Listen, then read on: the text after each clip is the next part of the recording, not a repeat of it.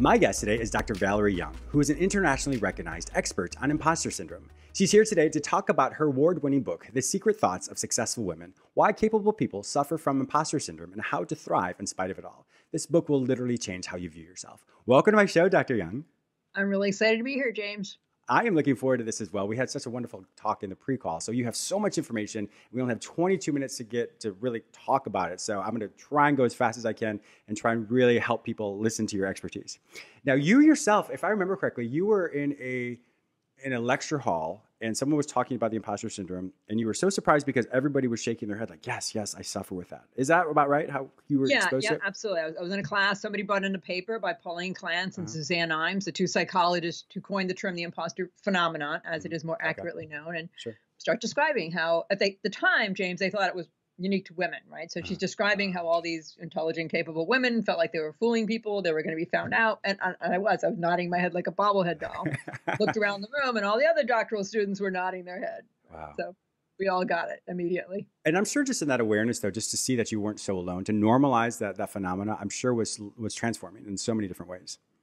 Oh, absolutely. To find out there's a name for the feelings. You know, and that other people feel that way is a tremendous relief, as you said, and it's the place to start. Just know, like, and that's one thing. 70% of people feel this way. That's where I have to break into people that they're not special. I'm so glad that you put those numbers to that because that's so true, and I like the fact it's so true when you can literally put a name to something that it strips the power away from it. Then you can research it, you can understand what's happening, and then you can create an action plan for it, which is what you help people do.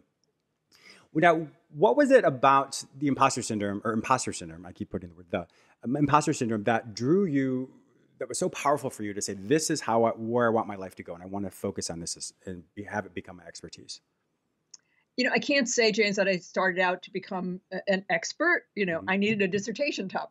Oh, okay. That's fair. I was focusing on what was called white-on-white racism awareness training, you know, white folks working with other people to understand racism. Sure. But I was so taken with this topic and my own experience with it that I wanted to understand. So I didn't research imposter syndrome itself. I looked at women's self-limiting attitudes and behaviors. So in other words, if all the external barriers went away tomorrow, like, why would women feel this way?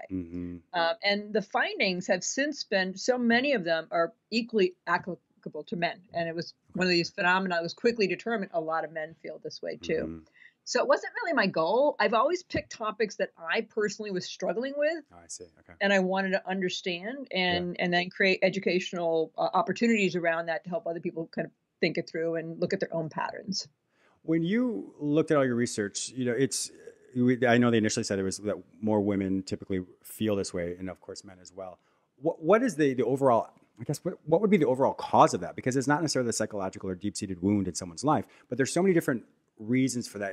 Was there an overall, I guess, understanding of what a person went through or experienced in life that caused them to have the imposter syndrome? You know, I think I kind of frame this as 7 perfectly good reasons why you might feel like a fraud. You know, certainly family messages is one part of that. If you're the kid who came home with 4 A's and 1 B, and your family's only response was, what's that B doing there? You got this powerful message, you know, that the only thing that was acceptable was perfection. And as you know, for kids, praise is like oxygen. Yes.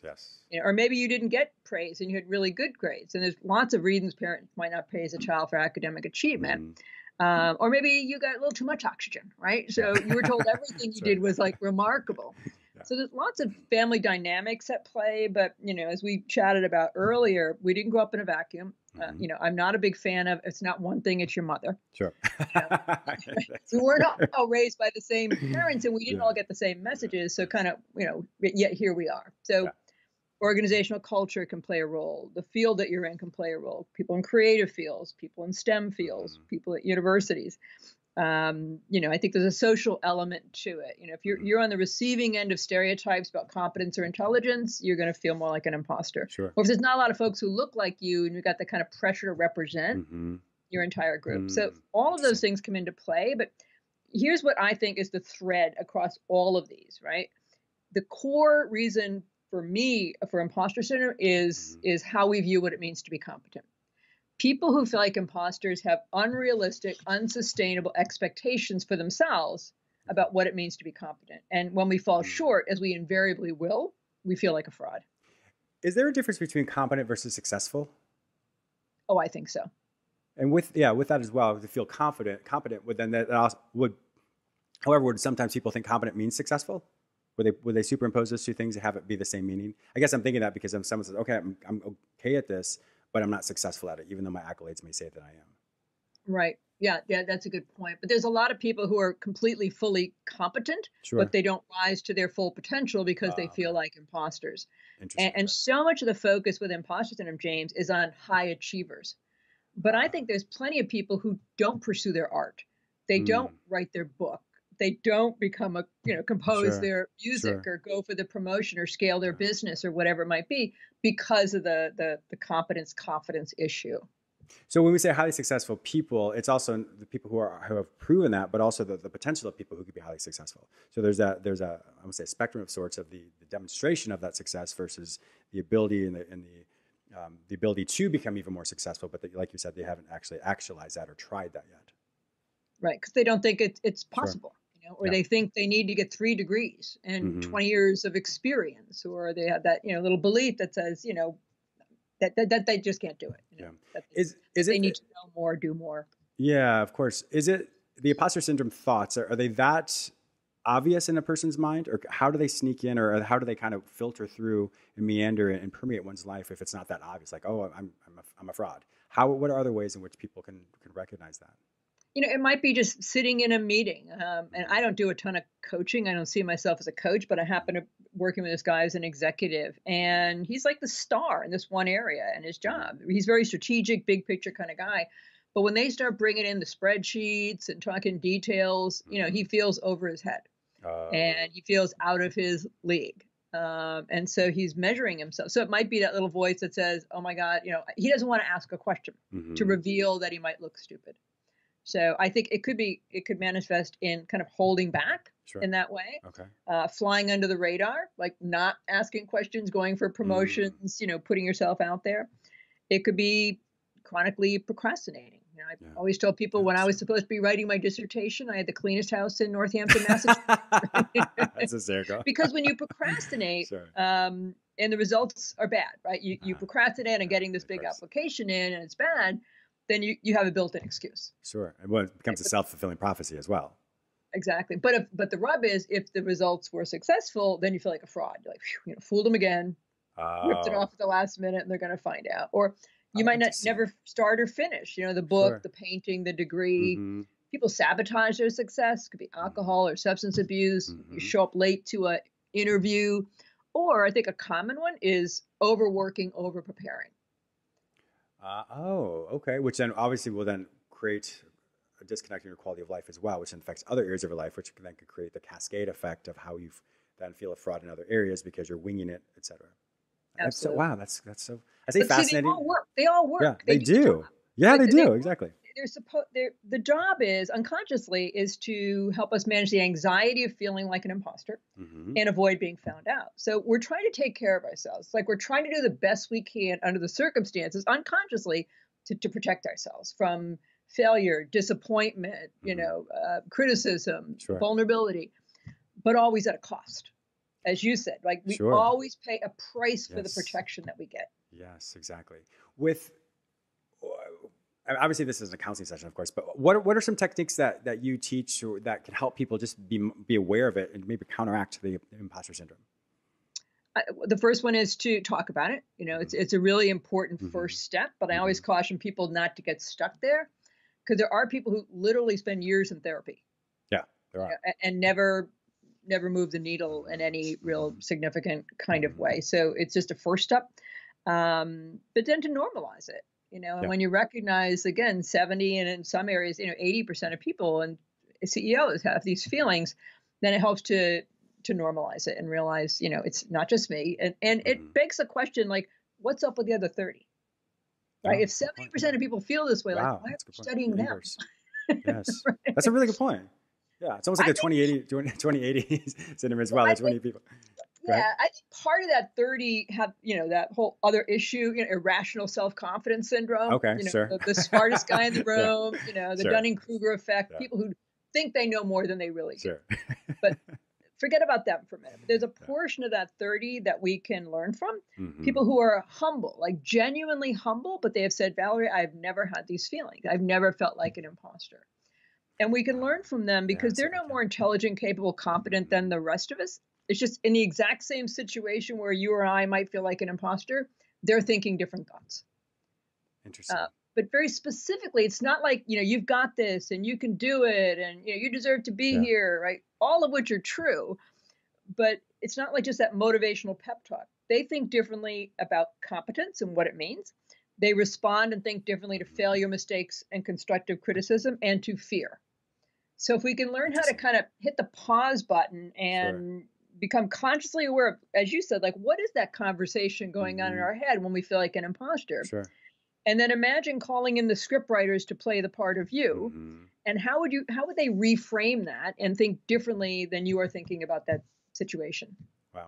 And everything you just said, I'm thinking in my mind, from a psychology approach, I'm going through, okay, this is this and this, and there's all these different theories and how to put all this together. So if I ever did meet with someone who had that or worked with that, well, I'm sure I have met with people, myself included at times, I felt this way as well. So it's interesting for me to think of this in my own field and how that plays itself out. But I really like how you, with what you said, as far as individuals have a different connotation, or in other words, different meaning for what those concepts mean as far as competence and their ability to do that. And obviously that however a person decides to view that will become the foundation for how they present themselves in the world. And I think I'm sorry, I'm just thinking aloud here as a extroverted thinker here. I'm realizing though that it's so true that just the concept of a word has so much power, and what we understand that word to mean then determines how that makes sense for us. For example, a 13-year-old girl may have a different version of love than a 57-year-old man. And so, or maybe not, but usually they do. And so with that concepts are so different. And so it's so interesting to see that, unfortunately, so many people may have that same concept of what competency means, and for whatever reason, but to be able to be aware that, let me sit with that and rethink what that means, to viscerally respond with that, or have a visceral response of what that means, and then to create the new foundation or new platform for how someone would see themselves in the world. Absolutely. I mean, the guy I mentioned before, the coaching, the executive, he had this huge aha moment because he really is a star in that kind of strategic area. And I said, so it sounds like you expect yourself not only to be the star pitcher, but the star catcher, base runner, batter. And because sometimes you got to use analogies that that would work. He's like a sports guy. So the look on his face when he said, I never connected that dot, that what he was expecting was, you wouldn't see it on a playing field. Why would you see it in a boardroom? Sure. That's a great point. But it also makes me think, in the sense of knowing what you are and what you are not. And so I think that kind of is the same concept as well. I know I'm never going to be an NBA star, but I know I'm good at what I do. And so I think it's to really hone in on what your expertise is and not be too divergent with it. Because I think the divergency aspect is when people start to get lost with it. And so, well, I'm not good at this, I'm not good at that. So I lump it all together, and therefore I am now the imposter. So I think that would be really important, to be so specific about one's expertise. And then from there, you can branch out and get more expertise. And then obviously. Absolutely. And we can get good at any number of things, right? I mean, you can acquire a skill if you choose to. Sure. I mean, again, you're not going to play basketball, but within reason, right? We can all acquire skills, but we really set ourselves up to fall short when we expect ourselves to be, have this vast expertise and know everything there possibly is to know, which is the equivalent of trying to get to the end of the internet. Yeah, that's a good way. That's clever. I know you talk about different subsets of the different types of individuals who suffer with imposter syndrome, and we only have probably 10 more minutes, so definitely want to see if we get a couple of those in, because we could talk about this literally all day. What would be one of the? I guess go ahead and tell us a few of what those are. Sure. Let me just tell you real quickly how I came up with these kind of types. These are ways people view what it means to be competent. So, back when I finished my dissertation, I started doing workshops and putting people into groups and doing exercises. And one of them was to come up with the imposter rule book. Okay. So in other words, if I was really intelligent, capable, competent, I should, I'd never, I'd always. Okay. Like the young man at Stanford, PhD student who said, I feel like I should already know what I came here to learn. Or people might say, I wouldn't need any help. I'd always know the answer. I'd always be confident, whatever it might be. So people used to write these on flip charts, and I would collect them. This is not hugely scientific, right? Sure. But I would collect them. And I started noticing, and I work with hundreds of thousands of Yeah, groups of course. in different areas. So I noticed these patterns, right? We all skew what it means to be competent, but we don't all do it the same way. Sure. So often what's associated with imposter syndrome is the perfectionist. So for the perfectionist, and by the way, kind of shame is at the core of all of these, because there's shame in falling short, right? So for the perfectionist, 99 out of 100 would feel like failure, right? Because they want to knock it out of the park every single time. Sure. For the perfectionist, making a presentation or doing a podcast, then you forget to make some minor point, you beat yourself up endlessly because you want it to be Academy Award winning every single time, right? So that's the perfectionist. But then there's the expert, which I think of as kind of the knowledge version of the perfectionist. Okay. It's not so much for them about the quality of their work. It's not that that's not important, but for them, what is paramount is the quantity of knowledge and information that they. Interesting. Okay. And they feel like they can never know enough. So there's always one more book to read, one more class to take, one more degree to get, this endless search for the end of knowledge. Yes. So you wake up one day and think, now I'm an expert. The natural genius, right? It doesn't mean they are a genius or they think they're a genius. It means that somewhere this person got it into their head that if they're really intelligent, capable, competent, this wouldn't be this hard. The fact that they have to struggle to understand something or master something or study harder than the students around them, in their mind proves they must be an imposter because they're measuring competence based on ease and speed. They expect to step into a new situation and kind of hit the ground running, whether it's a promotion, a new job, a new skill set. So they might watch you composing, go, oh, I could do that. And then they start doing it. It's like, oh, this is really hard. So I must, right? This is not as easy as I thought it was. Right. So I must not be good at it. Sure. Because they don't recognize people get good at things. Of course, there's all things we are naturally good at, but they expect it to be about everything. The soloist, as it sounds, they think it only counts if I do it all by myself. So asking for help, needing mentoring, coaching, tutoring. I spoke at the Dalton School, which is on the Upper West Side, very elite, private, first through 12th grade. These kids have this robust tutoring system. Even in elementary school, they won't access it because they don't want the other kids to think they're stupid. Oh, wow. Oh, my gosh. And getting help would suggest they're stupid, that they would need help. Wow. And then there's the superwoman, superman, super student who feels like they have to excel not just in their career or academics, but as a parent, a partner, their home has to look great. They have to look great, volunteer in the community all at the same time. So they've raised that bar really high. Or like my client, for him, he's not so much that kind of traditional superwoman who, with the parenting and the house. Sure. But for him, it's about being this super everything at work that he's excels in every aspect. Wow. In this job. Hearing all of that, I'm emotionally exhausted as I was kind of filtering through each one of those. I'm like, oh my gosh, there's so much pressure. And then the more you said it, I was like, oh, wow.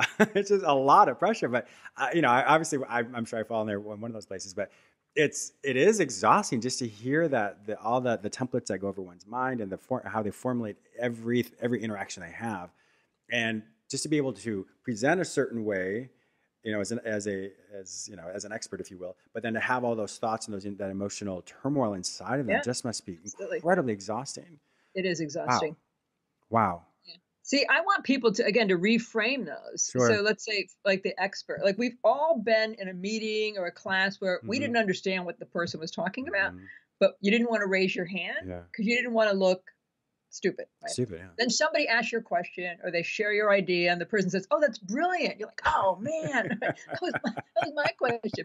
The point is, it's not about knowing everything. I want people to not know with confidence, right? To be the person in the room who confidently raises their hand and says, excuse me, I'm not following. Like, I didn't understand your question, James. Like, can you repeat that? Or I'm not clear. Not because you're BSing but really out of this, at your core, you feel entitled, in the best sense of the word, sure, of course, the healthiest word, to not understand or ask a question. And it frees all the other people in the room who also didn't understand. Like, so glad they asked that question. Which is another form of normalizing. So if you normalize it, talking about it, but just engaging in that conversation or just asking that question normalizes everyone's unspoken imposter syndrome thoughts or feelings. Exactly. That said, if you're the youngest person in the room, if you are the only woman or a person of color or a person with a disability, right? It is more, you are being more vulnerable being that person since you kind of represent your entire group. But I always tell people, we have no control over what anybody in the room thinks about us. Sure, exactly. We can only control our response. So just, get that most confident voice and throw your hand up and say, excuse me. And it also goes back to also identifying what's the worst case scenario. So you ask that question and then what? So if you struggle with that, to really reframe what is that worst case scenario possibility. And then when you shed light on it, it's probably not as bad as you think. And so with that gives you some more of that confidence as well. Was it Ellis or Fritz Perls, the concept of awfulizing?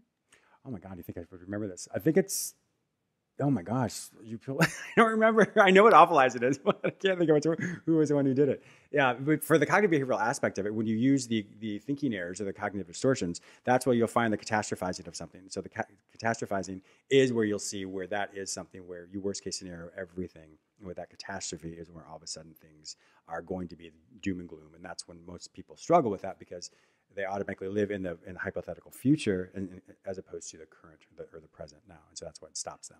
And pretty soon you're living in a cardboard box down by the river, right? Because you asked a question. That is hysterical. Dr. Valerie Young, it has been such a pleasure having you on my show today. Thank you so much. I know we didn't get a chance to really go into the book, The Secret Thoughts of a Successful Woman, Why Capable People Suffer from Impostor Syndrome and How to Thrive in It in spite of it. But I will definitely put that on my site as well. If people want to learn more information about you and to purchase this book, where would they find this information online? It is so easy, James. It is impostorsyndrome.com. Perfect. Thank you so much for being a wonderful guest on my show today. I truly appreciate all your expertise.